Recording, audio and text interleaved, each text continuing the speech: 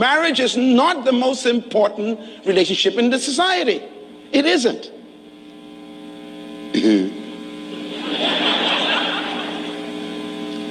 God thought so. He thought it wasn't, so he didn't start with it.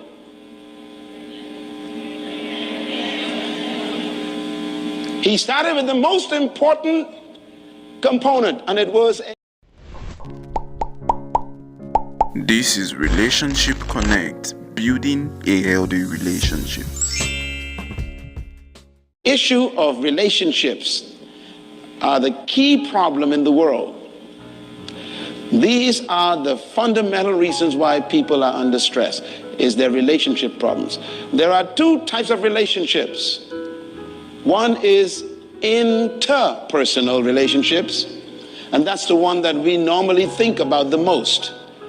Inter means between another person and yourself. And most of us concentrate on that because we think that that is the priority. But I am here to tell you that that is the wrong one to begin with. The most important information in the world is intra-personal relationship. Not inter, but intra. That means your relationship with yourself first. And until you get intra-personal relationships sorted out, you will fail in your interpersonal relationships.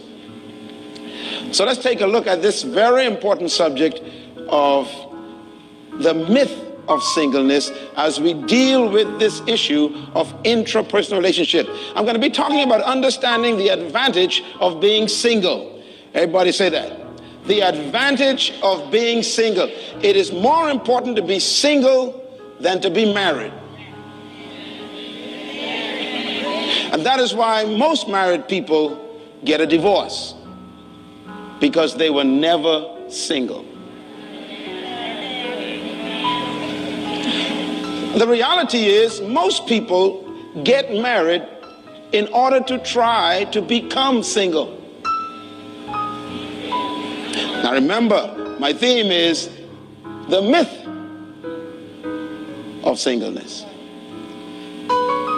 Let's take a look at a statement I want you to put up on the board, if you will. It's called Single But Not Alone. Say that with me. We want to look at understanding the purpose and the priority for singleness. And please write that down, the purpose and the priority of singleness. Now notice I used the word priority. Singleness is more important than marriage. That is why God did not create a married person first.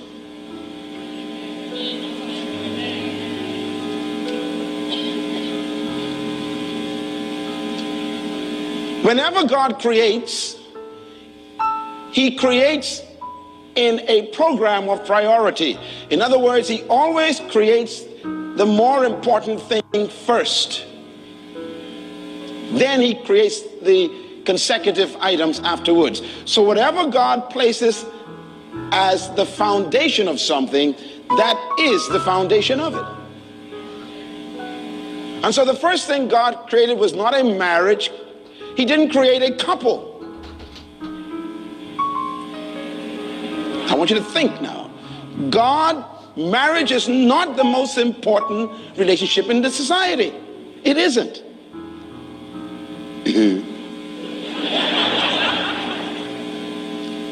God thought so. He thought it wasn't, so he didn't start with it.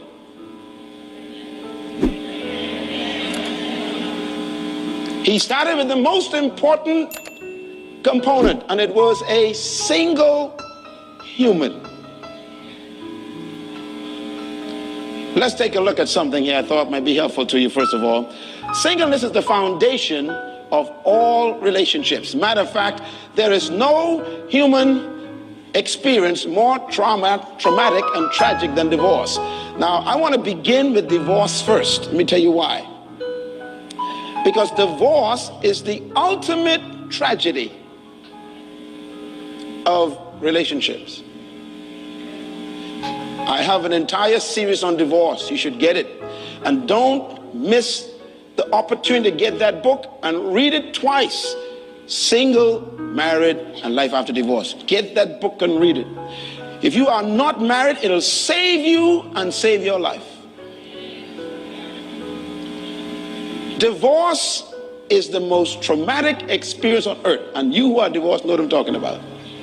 Secondly, divorce is the death of a relationship. These statements are not to be taken lightly. What is divorce? In other words, divorce is a death.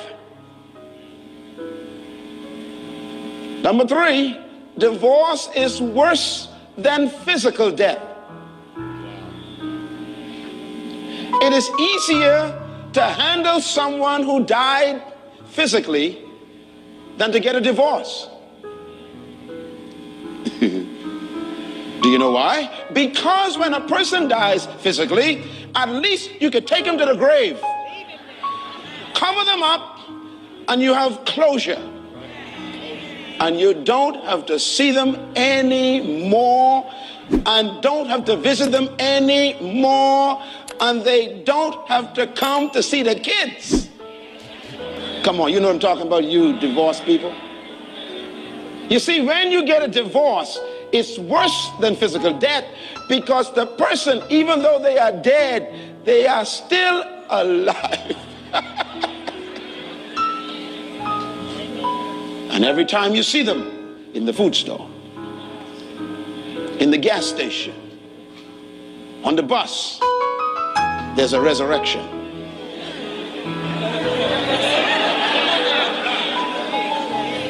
Bitterness, hatred, memories, anger.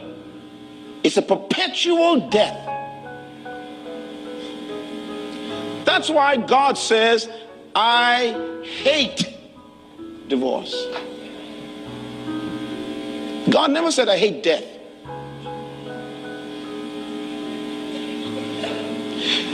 That's why you don't want to get a divorce. Now, those of you who are not married right now, you think you want to get married. But you need a brief meeting with a divorcee here. And let them tell you that it's better to be in your apartment by yourself, feeling angry with the world, than to be with somebody you want to kill. Can I hear an amen somewhere in the back here?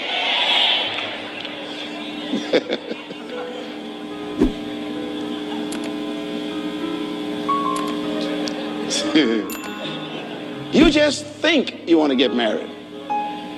The Bible actually discourages us from marriage. 1 Corinthians chapter 7. It says something very strange. It says, if you are not married, remain in that state. For those who get married have many troubles. I'm reading the Bible, don't look at me like that. Let me quote it again. Those who are not married should remain in that state. Why? For those who do marry have not just some, many troubles. In other words, you dress in your white gown, put on your tuxedo, and walk down to many troubles. Dun, dun, dun, dun, dun, dun. And your divorced cousin is sitting there going, poor girl.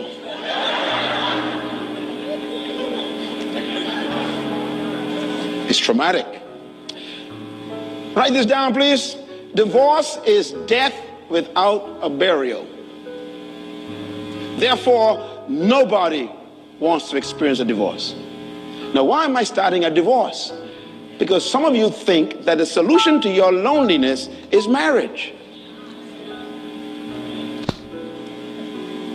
It's not. I put it to you that singleness is the foundation of all human relationships. Here's some thoughts. Divorce is impossible without marriage. Is that true? Think about it. You cannot get divorced unless you're married.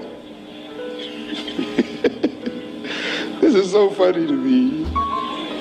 You cannot get divorced unless you're married. But the other problem is marriage is impossible without individuals. And that leads to another principle then, and that is marriage is a prerequisite for divorce.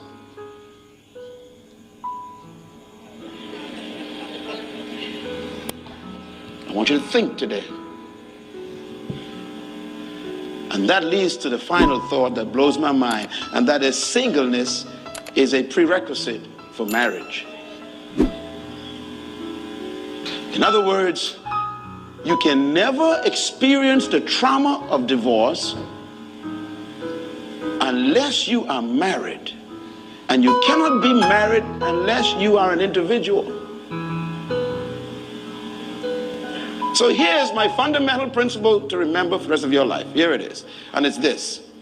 Your marriage is only as good as your singleness.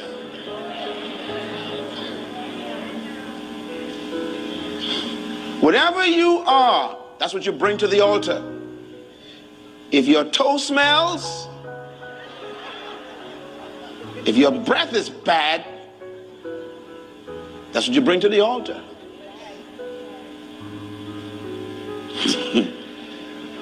Your marriage is no better than your singleness. Marriage does not improve your singleness or your lack of it, it exposes it.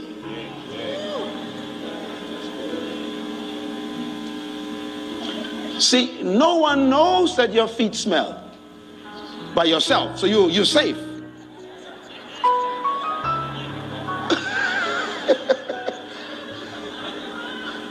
No one knows you can't cook and you keep buying McDonald's. They don't know that. But when you get married, it exposes all of your defects. I always tell young people who I do conferences for often, I said, look, when you think about marriage, think about this thought. If you knew all there is to know about you like you know you, would you marry you?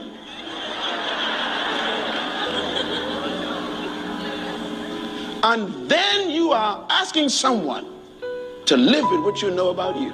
My God. Serious business, huh? Write this down, please. Point number 2, very important. You bring to the marriage what you are as a single. So stop concentrating on marriage.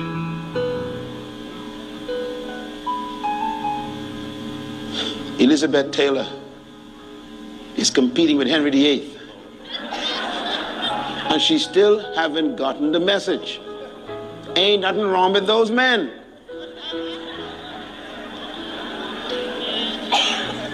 She wouldn't come to my marriage class that I teach every Saturday. She still thinks that something's wrong with the men. She keeps bringing to the marriage what she is. And they don't want to live with it.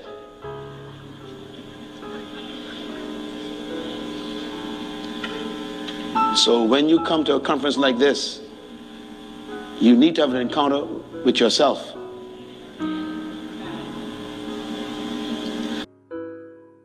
I'm sure you've learned a lesson or two from this video. Please like this video and share with a friend or your family member so that they can also be blessed by this message. There are other related videos to this showing right on your screen, so click to watch more.